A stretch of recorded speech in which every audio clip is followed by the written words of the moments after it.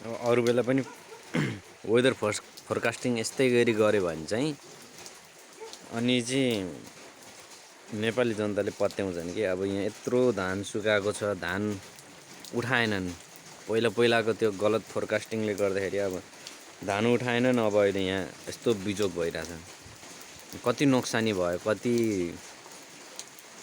भइसक्यो यहाँ, कति नोक्सानी भयो त। अब कति मेहनतले फलाएको, 3-4 महिना लगाएर फलाएको, काटेको, पानी लगाएको, रातभरि नसुती यसरी अब यहाँ बिलन के गर्ने। अब यो राम्रो फोरकास्टिङ गरे भए त विश्वास गर्थे नि त पहिलेदेखि। विश्वास गर्ने वातावरणै बनाएनन्।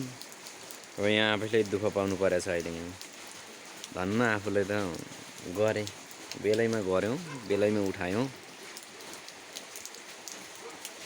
हेर त यत्रो धान सुकाएको के गर्ने, कसले गर्छ त यो।